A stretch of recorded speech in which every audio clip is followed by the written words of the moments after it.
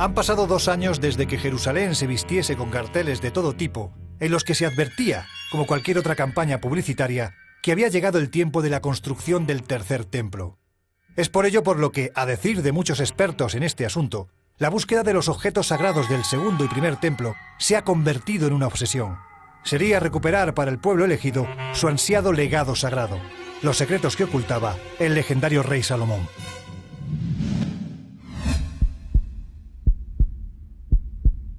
Objetos como la menorá, el Arca de la Alianza y por supuesto la mítica Mesa de Salomón, que para un nutrido grupo de expertos pudo haberse escondido aquí, en nuestro país. Toledo es una ciudad llena de secretos, como la Mesa de Salomón, porque tal vez podría aún encontrarse en sus entrañas después de haber permanecido oculta durante siglos. Pero ¿cómo es posible que un objeto tan preciado acabase en una ciudad como esta, ubicada a miles de kilómetros de Tierra Santa? Pues bien, no solo es posible, es que además la historia que hay detrás es simplemente fascinante.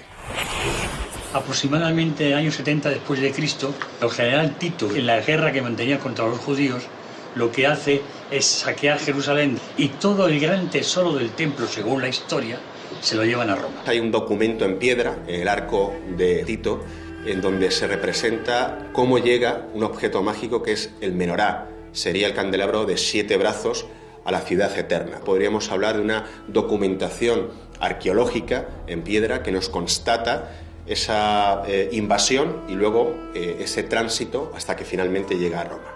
Y en el año 410 después de Cristo, Alarico, rey de los visigodos, saquea la ciudad eterna. A partir de ese momento, y así lo recoge el historiador Procopio de Cesarea, la Mesa de Salomón pasa a manos de los visigodos.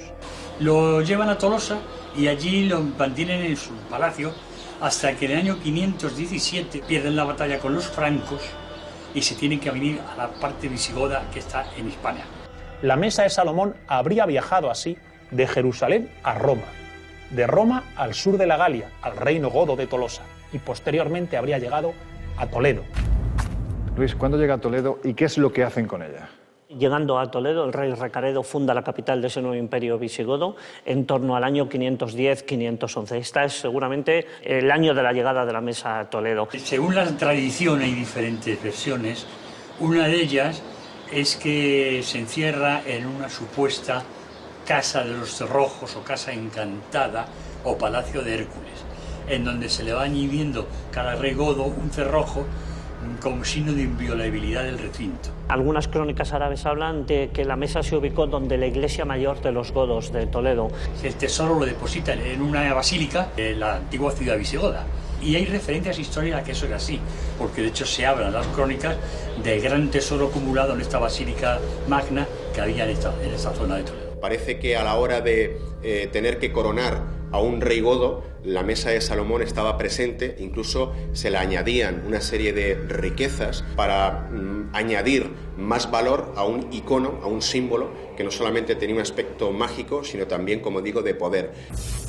Así las cosas, la mesa habría estado escondida en algún rincón de la ciudad subterránea, y como objeto sagrado que era, protegido con celo por aquellos que estaban convencidos de sus poderes mágicos, poderes que iban más allá de la religión.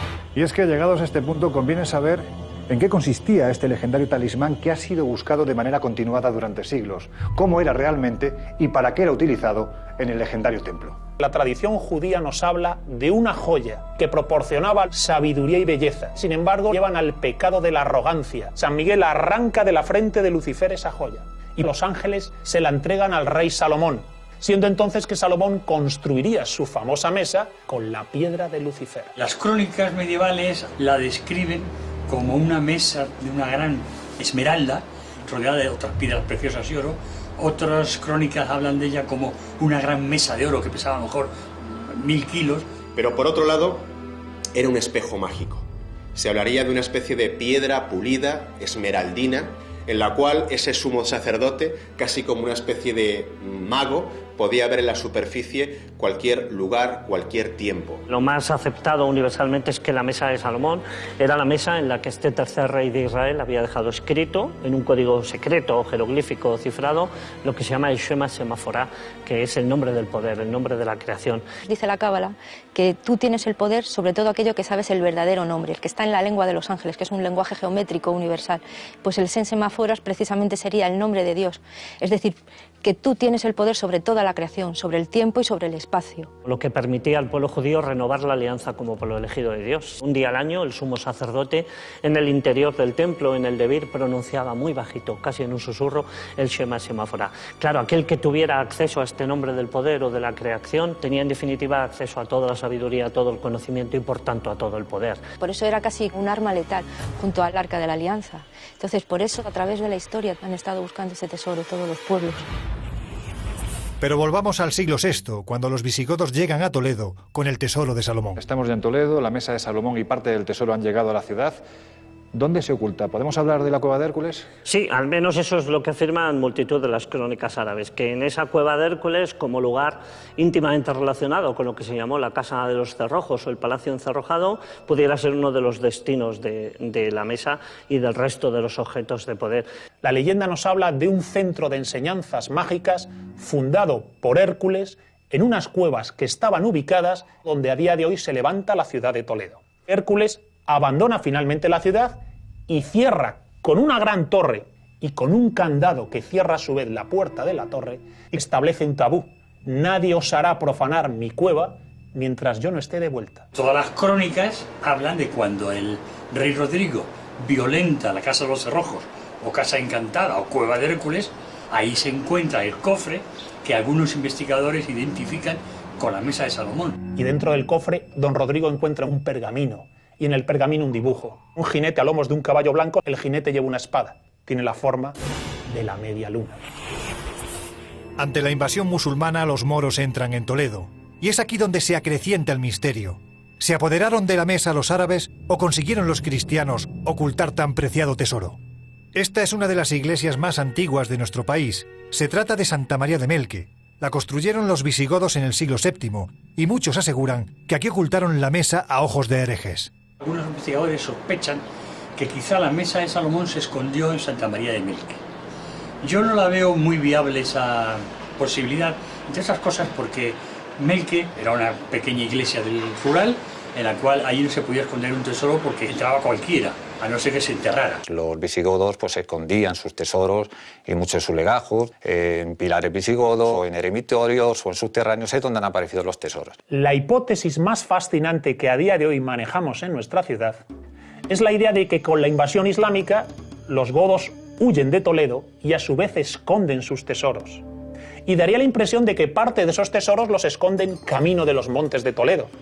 Camino, por ejemplo, de la antigua ermita de Santa María de Melque. Si había que poner un lugar para guardar un tesoro sagrado, que estuviera a oscuras y tal como se describe, donde estaban todos los objetos que estaban en el Santa Santorum, solo hay que ver el sepulcro que hay en el interior de Melque. Este es precisamente uno de esos lugares de poder en el que muy bien podía haber estado ubicado. Hay quien dice que Melque es un guiño a Melquisedec, el rey sacerdote del Antiguo Testamento. Puede ser porque es un lugar de poder, es un canal de energía lo que cruza Melque. Melque apunta porque estuvo custodiada por templarios al igual que San Pedro de Mata. Esta iglesia está conectada por un pasadizo con el cercano castillo templario de Montalbán. Esto llevaría a pensar que los templarios podrían haber custodiado la preciada mesa. Siempre ha habido una historia muy viva, mantenida hasta hoy en día, que de un tesoro, un famoso tesoro templario, podido esconderse entre dos túneles que estaban interconectados, que era en la iglesia de Santa María de Melque y el cercano castillo de Montalbán. Los templarios, desde el castillo de Montalbán, ejercieron un dominio sobre los montes de Toledo. Estaban buscando los objetos que habían sido custodiados en todos esos conventos y monasterios que habían sido del poder visigodo. La relación de la mesa de Salomón y los templarios conecta a la vez con otro objeto de poder por excelencia, que es el Santo Grial. El Santo Grial y la mesa de Salomón son una piedra en origen, una piedra parlante, una piedra mágica, un espejo mágico. Se puede incluso rendir culto alrededor de él, una piedra de poder. En los alrededores, los templarios levantaron un impresionante castillo, el castillo de San Martín de Montalbán, cuyo nombre, Montalbán, está siendo ya en sí mismo una referencia a las leyendas del Grial. Se nos habla en esa literatura que los templarios protegen el Santo Grial en una fortaleza, en un castillo llamado de Monsalvat.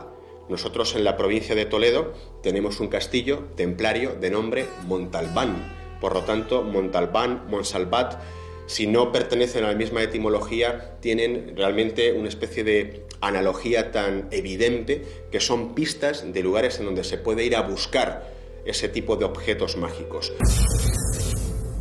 Sin embargo, parece que fue el caudillo Tarik quien se apoderó de la mesa, y no solo eso. El objetivo prioritario de la invasión de la península habría sido apoderarse del preciado talismán. Los árabes conocían perfectamente la existencia de la Mesa de Salomón. Se cuenta que Tarik no solamente quiere dominar un territorio al norte de África, sino que viene precisamente para robar o para conseguir la Mesa de Salomón. Hay multitud de fuentes, sobre todo las que provienen de Egipto, hablan de que el hecho de que Tarik y Musa cruzaran el estrecho es porque tenían constancia a través de una crónica de un antiguo walí, de un antiguo cadí que habría venido de Turquía y habría pasado por Toledo, de que a este hombre, a este gobernador, le habían enseñado donde la iglesia mayor de los godos la Mesa de Salomón. Cuando los árabes invaden España, no vienen buscando el tesoro de Salomón porque lo desconocen completamente, vienen a saquear.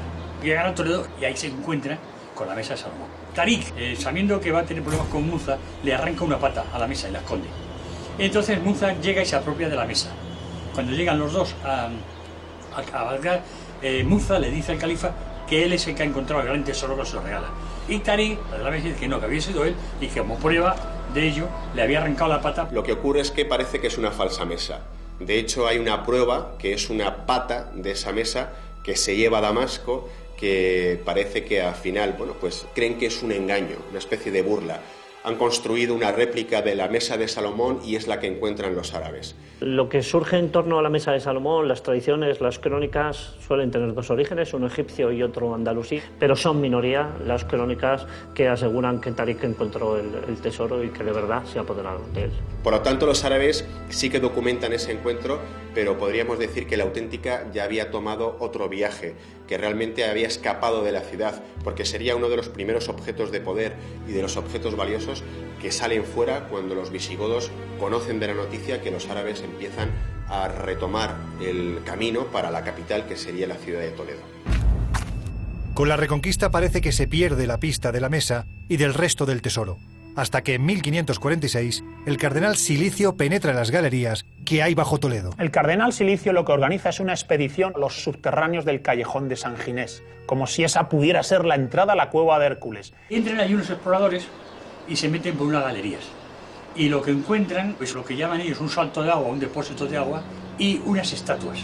Encuentran unas grandes esculturas de bronce que se caen al pasar y que lo que provocan ellos es un estado de tremendo pavor y terror. Una de ellas se cae, se asustan y salen todos espantados. Y con la humedad de la cueva, la diferencia de temperatura, etc., se cogen un trancazo y mueren de una neumonía. El cardenal Silicio ciega la entrada de este callejón de San Ginés y lo que provoca a partir de ese momento es que los rumores aún crezcan más. A partir de ese momento no serán pocos los que estarán seguros que ese era el verdadero acceso al subterráneo mágico de Hércules. ¿Y eso de la estatua qué es eso? Pues muy simple. La cueva de San Ginés, que la llaman cueva de Hércules, no es ni más ni menos que un depósito de agua romano. Y cuando ven las estatuas, son los dioses lares romanos que son los que protegen las galerías de conducción de agua. Y hasta aquí llega esta historia, ¿o no? Porque la tradición nos cuenta que la mesa continuó su periplo hacia el sur, bien en manos de árabes o bien en manos de templarios.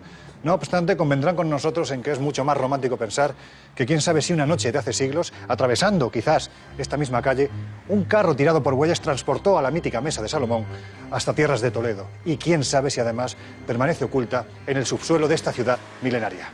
Con los datos en la mano no es difícil creer que dicho objeto existió y que además pudo haber estado, durante un tiempo, protegido entre las sombras del subsuelo de esta fascinante ciudad.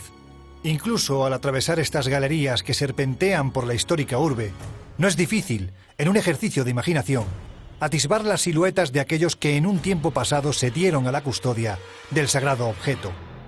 Porque el poder que atesoraba era demasiado grande como para que cayera en manos equivocadas. Quizás por eso se ha revestido de mito.